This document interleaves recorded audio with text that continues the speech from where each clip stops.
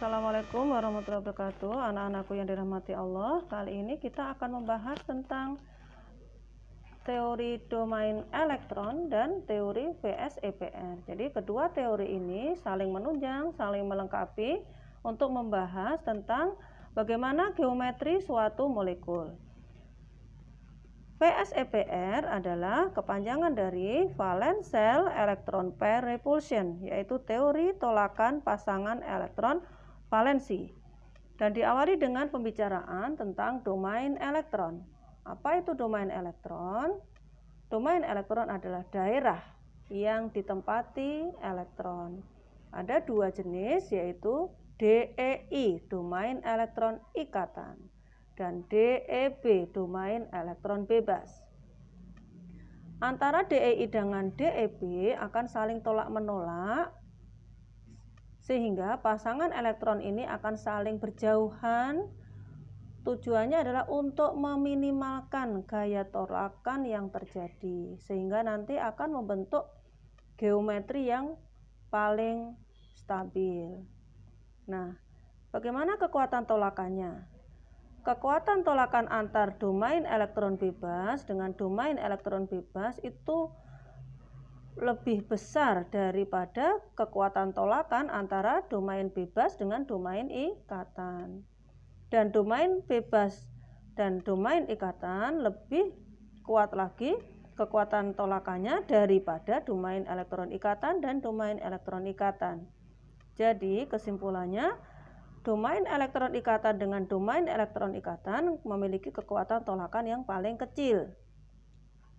Dan tolakan yang paling besar dimiliki oleh antar domain bebas dengan domain bebas.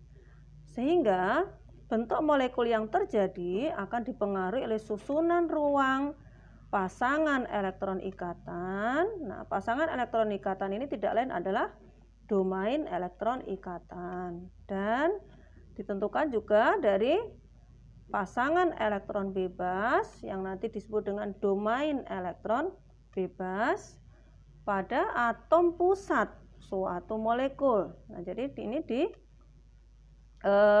difokuskan pada atom pusat suatu molekul. Nah, nanti muncul kita akan menggunakan namanya tipe atau kelompok molekul. Ini hanya simbol saja ya. Yang A itu nanti simbol atom pusat ya. Untuk A adalah simbol saja dari atom pusat. Kemudian X, N, E, M. Nah, nanti yang kita ganti-ganti adalah N dengan M-nya. Ini nanti akan kita ubah-ubah angkanya. Dengan N adalah domain elektron ikatan, M adalah domain elektron bebas. Nah, bagaimana cara menentukan jumlah domain bebasnya? Jumlah domain bebas yaitu ditentukan dari elektron pusat, elektron valensi pusat, dikurangi elektron yang dipakai pusat, dibagi 2. Nah, nanti kita bisa latihan sambil bermain untuk menentukan tipe molekul, jumlah DEB, dan geometri suatu molekul. Kita lanjutkan. Satu domain nanti dapat berupa domain elektron ikatan dan domain elektron bebas.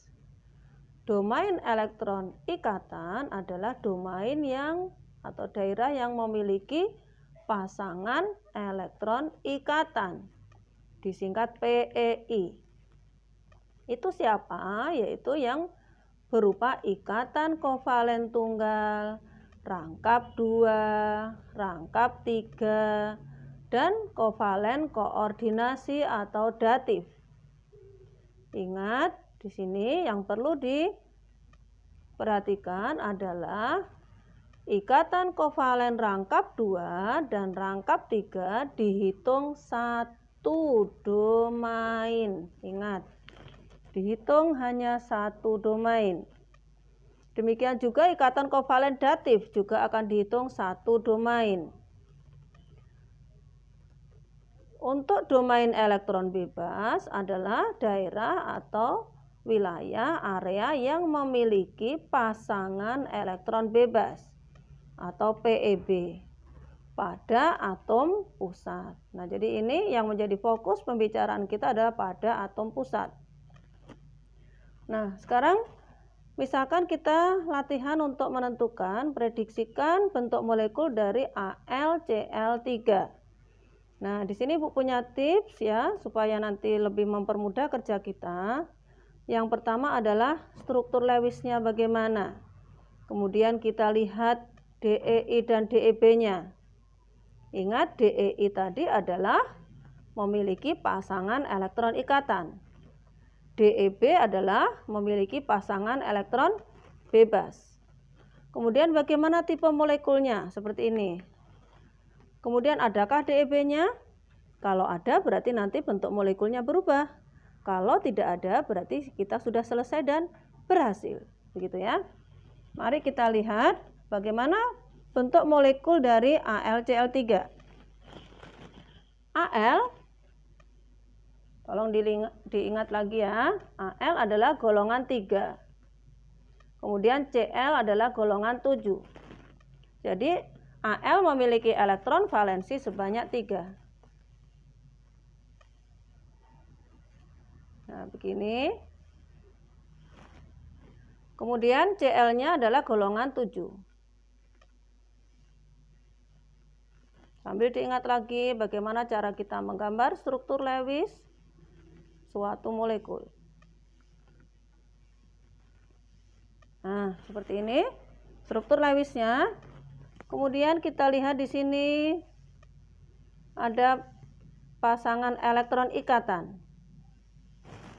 Nah, 1, 2, 3, 4, 5, 6. Ingat, di sini Al aluminium pada molekul AlCl3 mengalami penyimpangan kaidah oktet ya. Jadi dia nggak sampai 8, ini hanya 6 saja. Nggak masalah untuk pembahasan geometri molekul, jadi kita bisa tetap melanjutkan. Jadi Al, Cl, Cl, Cl. Nah, di sini sudah kita temukan bahwa elektron valensi pada atom pusatnya adalah Al adalah 3 tadi, berarti domain elektron ikatannya ada 1, 2, 3. Kemudian domain elektron bebasnya, adakah sisa dari elektron valensi yang ada di Al? Ada apa enggak? Enggak ada ya, semuanya dipakai untuk berikatan ya. Jadi domain bebasnya 0. Kemudian berapa total domainnya? Ini tinggal kita jumlah, total domainnya ada 3 domain. Bagaimana tipe molekulnya? Kita tulis saja. A, X, ini tadi domain ikatannya 3, E-nya 0, sehingga kita bisa sederhanakan, yaitu A, X, 3. Nah, berarti adakah DEB-nya? Tidak ada. Berarti kita sudah bisa menentukan bahwa geometri molekulnya nanti adalah bentuknya segi 3 datar atau trigonal planar. Nah, bagaimana gambarnya? Trigonal planar. Ini atom pusatnya, kemudian dia memiliki pasangan elektron ikatan, Sudah, begini aja ini. Sudutnya 120 ya. 120. Kalau digambarkan seperti ini anak-anak, jadi ini domainnya segitiga ya. Ada 3, 1, 2, 3. Kemudian ini ada pada sudut 120 derajat antar tangan ikatannya. Nah, Ibu punya oleh-oleh gini. Nah, inilah bentuk molekul dari trigonal planar. Kita bisa menggunakan molimut-imut ya. Jadi molimut dari plastisin yang kita buat untuk membantu pemahaman kita dalam teori PSEPR. Nah, tadi seperti yang sudah Ibu ungkapkan tadi, karena tadi ada 3 domain elektron ikatan, 1, 2, 3, maka kita memiliki tipe molekul AX3E0. AX3, nah ini adalah AX3, sehingga bentuknya adalah segitiga datar. Nah, bagaimana jika ada 1 DEB? Misalkan nanti ada molekul yang lain memiliki DEB sebanyak 1 seperti ini. Nah, ini tinggal kita lepas 1 tangan ikatannya,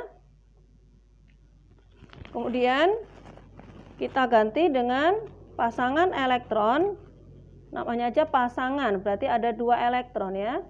Nah, seperti inilah jika pada 3 domain yang memiliki 1 domain elektron bebas. Jadi tipe molekulnya menjadi berubah AX2E1 sehingga bentuknya menjadi huruf V. Nah, begini anak-anak. Jadi kita bisa menggunakan bahan-bahan di sekitar kita untuk membantu kita dalam memahami tentang geometri molekul.